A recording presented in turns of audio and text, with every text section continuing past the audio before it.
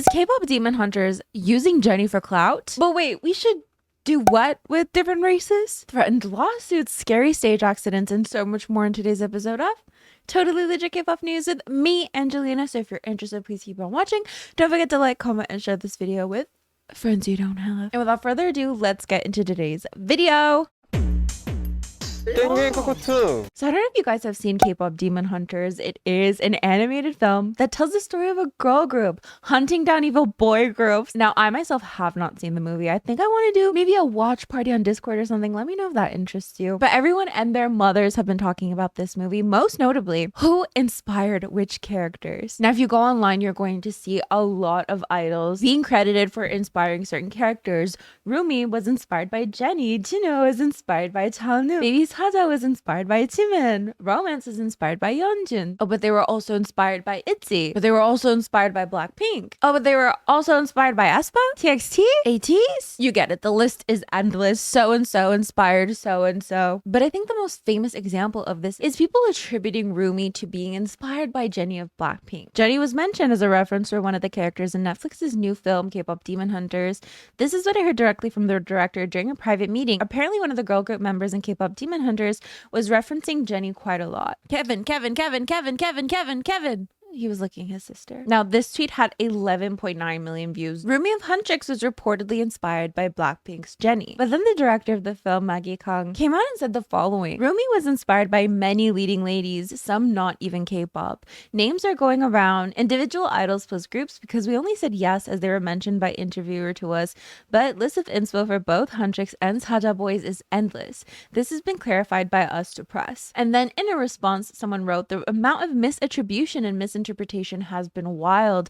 And she responds again, honestly, the interviews are not enough to name everyone, so they are running with what only was said, which I get, but it's only part of the story. Now, there was a lot of people who understood where they were coming from. Like, of course, you might see a specific idol, you might recognize a specific idol in these characters, but as I said, there's likely tons of inspiration behind it. But some fans were not happy about this. Some people even claiming that they were using Jennie for clout. So they were using Jennie, Jimin, and other K-pop idols for clout all these time to make sure the movie won't be a flop. Oh, these insufferable people. We're so effing tired of this BS happening every single time. It was your team and your people involved in the movie name dropping Jennie and BP, and they still do. You even gave thanks to media who said the group was Blackpink-esque and didn't correct it then. You pathetic truly. This is so unprofessional of you. At Maggie M. Kang, what about other characters, especially the boys, but you only wanted to specify Rumi because you want clout over that movie, while Jennie is the one getting hate by different fandoms. Damn, I hope not the threatened lawsuit. I mean, it seems people were asking, were you inspired by this group? Were you inspired by this group? It seems they were inspired by K-pop as a whole and factors outside of K-pop as well. Everyone saying her design was inspired by one individual has no idea how character design works. I'm sure there's 10 plus references for her at minimum. Why are people acting like she denied Jennie was an inspiration when she's only saying it's inspired by more than one person? That's totally valid. This one, y'all are starting fan wars over fictional characters now and dismissing the director's 9-year-long work just because it doesn't fit your narrative, LMAO. On that note, since this movie took so long to make, surely there's some second gen inspiration in some of these characters. So first of all, of course, let me know what you think of the situation, but also, who do you see in these characters? And are there any second gen ones? 10 years ago, was that second gen? I have no concept of time, but I did make a short about this. So let's read some of your comments. Which inspirations do you see? Oh yes, Soda Pop song gives me major Zero Base One vibes. I was like, I honestly thought it was a Zero Base One song at first. I kept hearing it on TikTok, which by the way, the soundtrack, how it's done. I haven't even seen the movie yet. I want to see it so bad. It's not for, follow me on Letterboxd. I watch anything. Just because Jennie wore a braid once doesn't mean she owns the hairstyle. Seems like a lot of people like this movie, maybe even some new K-pop fans from it. Even if the characters were directly inspired by certain idols, they could never say it. They can't legally admit to using a celebrity's likeness. Jino looks exactly like DK in my opinion, but honestly I think that since it's animated, you can kind of see whoever you want to see as long as you try hard enough. Yeah, I knew when watching it no one was directly an idol, but a mix. The Saja boy with red hair is straight up Sun from ATEEZ. There's no denying. I'm not gonna lie, when I saw this still, I definitely did think of ATEEZ, but the amount of male idols who have had like pink hair could probably fit like that one specific character is probably endless. They can't legally model a character off an individual's likeness without their explicit consent and usually some sort of compensation. The character designers would have researched by going through tons of K-pop concert outfits, promo shoots, etc. Nothing is one-to-one, but fans probably aren't wrong when they note the similarities to their faves, but fans are always going to notice the stuff that reminds them of their faves first. If you're an ARMY, you're going to notice BTS influences. If you're an 18, you'll notice AT's references. If you're a Blink, if you're a Once, etc. I personally saw some similarities in this Haja Boy intro costume and the Pentagon Do or Not costuming. Of course, I don't think that was the primary inspiration. Pastel colors were really popular on 2020-2021, but it's what I noticed because that's a group I'm a fan of. She was inspired by Jiho for sure, no doubt about it, those vocals. So again, of course, let me know your thoughts on all this. Okay guys, we need to talk about Xdinary heroes Junan, who is recently under fire for what he wrote on Bubble. So basically he says, it's so much fun to choose a research topic. What are you studying? Oh, genetic testing, PCR. It's so interesting. I'll think of some silly questions about it. If it's a gene amplification technique, can you amplify only the good genes to treat a disease? But from there it got into some very questionable territory because he mentions Black people are said to have more cells in their ears, which improves their hearing and makes them good at music. I'm really jealous. Is it possible to bring together the advantages of different racial groups, like combining the ability of white people to break down sugars, the physical strengths of Black people, and the intelligence of Asians/Indians, though literal translation is yellow and Indian people? So that segment on its own went viral. He received so much backlash. It started so many discussions. He did continue. Well, it is stem cell research. It's already being researched. Ethical issues do need to be addressed. If you think it's ethically problematic, don't do it. But if you want to, then go ahead and learn. People were calling him out for stereotyping. People bringing up historical context on how these types of beliefs have contributed to horrible things in the past. People talking about eugenics, which is an unscientific and racially biased study of ways to improve a population through the inheritance of specific traits. Genuinely tired of idols being so disappointingly ignorant. It's this kind of rhetoric that still fuels racial disparities in healthcare to this day. Black people aren't superhuman. We receive subpar care in hospitals because of these stereotypes, and to share that on Bubble is wow. This also brought up a conversation about how a lot of idols tend to drop out of middle school, though a lot of people were saying that he's learning this in college. Now, he did end up writing a handwritten letter, and JYP Entertainment also issued an apology, so let's read them. Hello, this is Jinan from Xdinary Heroes. First of all, I sincerely apologize for the hurt and discomfort my careless remarks have caused many people. I've come to realize that what I said reflected a biased perspective, and I'm deeply reflecting on it. I want to offer my sincerest apologies once again to those who were hurt or offended by my lack of historical knowledge, social awareness, and sensitivity. From now on, I will continue to learn and grow so that I can act based on accurate understanding and knowledge. This incident has made me more aware of the weight of my words and actions, and I will be more cautious and responsible in everything I do. Once again, I offer my deepest apologies. Here's some responses. A Korean supporting eugenics and trying to teach that ideology through bubble messages. Ignorant and harmful. Just from the handwriting alone, lol. The problem isn't just a slip of the tongue. It feels like he's expressing a belief he's held for a long time. That's why it makes it feel real and serious. And then, of course, JYP's apology as well, basically saying that they feel responsible for their shortcomings in not properly educating their artists. Hello, this is JYP Entertainment. We bow our heads and sincerely apologize to everyone who was hurt by the thoughtless remarks that our artist, Xdinary Heroes member Jinan, made on a fan communication platform today. Jinan is taking this matter very seriously, and he is sincerely reflecting on the fact that he caused a great deal of hurt and disappointment through his careless remarks. We also feel responsible for our shortcomings in terms of educating our artists, and we will take extra care to prevent this kind of incident from occurring again in the future. We will also do our utmost to thoroughly educate our artists on social awareness, sensitivity, and how to thoughtfully communicate with the public so that they can show a more mature version of themselves with the right values. Some more comments. Maybe they shouldn't drop out so young. I don't think he meant it maliciously, but it was definitely an ignorant and out of place statement. This is so embarrassing, oh my god.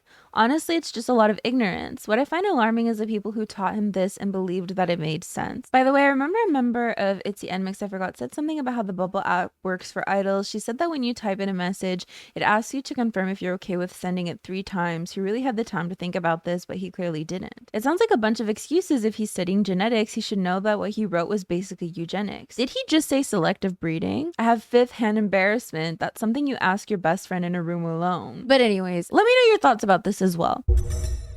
There's a lot of stage malfunctions going on recently, isn't there? Did you guys see Beyonce on a car in the air and it started tilting? Now, she was strapped in, she was holding on to that flag, but it makes me really wonder what is going on behind the scenes. Like, if it's tilting, like, what's preventing you from untilting it? Just, I know there's something preventing you, but what is it? I just want to know the details. Similarly, Babymonster were doing a concert in Taipei, and the stage itself started tilting. So here's a video of it. As we can see, the only one side of the stage is going down, the other side is staying straight up. So they're like wondering what do we do? One would wonder, and then they leave the tilted stage. My heart literally dropped. The stages of collapsed during the Babymonster concert today. Please tell me the girls are all okay. What happened? Please provide facilities that are guaranteed to be safe for security purposes so that things like this don't happen. I feel like that's impossible, right? Like, accidents happen. We definitely try our best for accidents not to happen, but if you could find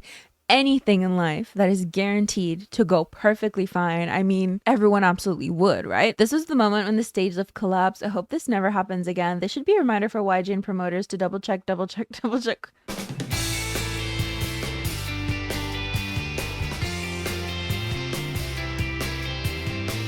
I do wonder if they knew beforehand, like they were warned that this would be a thing, because their immediate instinct was to like scooch to the end and leave the stage, right? You know, you even see a member being like, come here, come here, come here. I feel like my instinct would be to like jump off the stage, well, like jump off that platform. I don't know. So maybe it was like planned out. Maybe they knew. I don't know. I have no idea, to be honest. We're just talking here. Katseye are going viral for the lyrics in their song Mean Girls, which says, God bless the T girls and all the in-between girls, which seems to show support for the trans community. Oh, no, not the time or the place for this right now. Now, the songwriter behind these lyrics actually gave us a bit of a backstory, basically saying a few other artists wanted this song, but wanted me to change the God bless the T girls and all the in-between girls lyric, so I didn't give them the song. Katseye are real ones, I'm an icon. So a lot of the comments are basically saying like, who was it? We want to know. We want to know which artist didn't want that lyric in their song. Now, he does make a follow-up video about the question. I'm gonna spill the tea about who it was, but I just remembered that even... Okay, Mean Girls is playing in the background, so I don't think I can play the TikTok. But he says that he's not gonna say who it was, obviously, but one of the artists wanted him to change Queen Girls because they thought it was referring to drag queens. Is Allday Project going to get sued? So, of course we know Allday Project, the Black Label's new co-ed group, but there's an Australian rapper named Allday who is threatening the greatest lawsuit of all time. So, in response to this article, meet the members from the Black Label's upcoming co-ed group, Allday Project. The rapper says, people keep asking me about this. I have a trademark on the name Allday. Maybe I don't have 20 billion streams like that K-pop shit, which mostly sucks, by the way.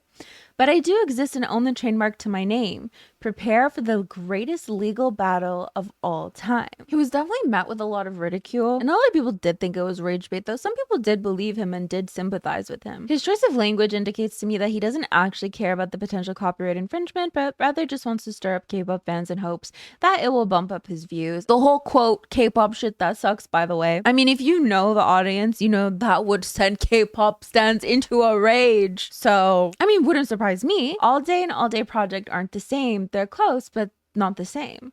Greatest legal battle of all time. Bro seems rather excited than disgusted, LMAO. He said K-pop shit, he's farming clout for sure. His little threat might backfire because his name is Allday while the group is Allday Project. They're literally not the same thing. If he's that pressed, he should probably check if his trademark even covers this variation before popping off online. And him saying maybe I don't have 20 billion streams like that K-pop shit screams insecure energy. Like, no one even brought up your stream count. No one knows you for it to be the greatest legal battle of all time. So I ask you again, what do you think? Do you think there really is a legal case here, or do you think it's rage bait? Let's move on to Kpop Shenanigans, which are basically fun little things that have happened in K-pop recently and or quick news. Allday Project's Tarzan is being called out again. This time netizens are saying he is rage baiting with this outfit, because as we can see, his butt is out. With some netizens saying that he is a racist caricature. Somi as well is getting called out for using AI in this moving concept photo.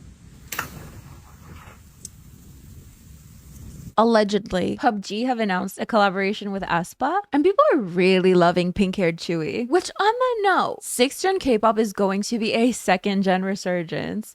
Mark my words. Now, whether you believe we're in 6th gen or not doesn't matter, because auto-tune is making a comeback. Colorful hairstyles are making a comeback. And this is huge, especially after 5th gen was really a back to basics concept. Felt like everyone and their mothers had beautiful black long hair. But if we think to G-Idol's good thing, that feels like it came straight out of 2nd gen. And Chewie has pink hair, for God's sakes. I'm just saying. That's my prediction for 6th gen. I'm predicting lots of accessories, lots of colors, more dyed hair, auto-tune galore, less school uniforms, hopefully. Yeah. Also, fans have been calling out Katseye for this tweet. It's not them that is saying that they're top K-pop, but Deezer put them on top K-pop. And people are like, oh, I thought they weren't K-pop. If they're not K-pop, then why is Katseye written in Korean on their music video titles? The whole conversation all over again. So what do you think? Is Katseye K-pop? Kind of. Are you really gonna sit there and act like as if Katseye are not in K-pop spaces, as if they're not performing on music shows? Yes, they do have Katseye written in Korean on their music video titles. I would say the majority of their fans are K-pop fans. They're literally doing dance challenges with other idols. But I'm not saying they are K-pop. I like to say they're K-pop adjacent, just like XG. We know for a fact that if Katseye came out and said, we are K-pop, fans would not be having it. They would be like, no, you're actually not K-pop, and these are the reasons why. Just like if XG came out and said they were K-pop, people would not be having it either. So I think it's definitely safer for these groups to be K-pop adjacent. I mean, they're doing everything in a K-pop style, almost everything. But I think it's more respectful and humble to be like, no, we're not K-pop. But I guess the bigger question is, does it really matter? And if so, why? So let me know your thoughts about that. But yeah, that is basically it for this video. Thank you so much for joining us. We're so happy you could be here. And let me know, should we try organizing like a watch party for K-pop Demon Hunters? How would that work? I'm not sure. I've always wanted to film a video with Mr. Kevin here, but the microphone covers his face. And I don't think he'd like it. I feel like, oh. Oh my. Hello, my little angel, my little sweet, ethereal being. If I held him like a baby, it could work. But anyways, don't forget to like, comment, and share this video with friends you don't have. These are the lovely individuals who, oh my God, who help support my channel on a monthly basis. It means the world to me. Thank you so much. As for me, I'm gonna get going. Say bye. Say bye, Kevin. Bye, guys.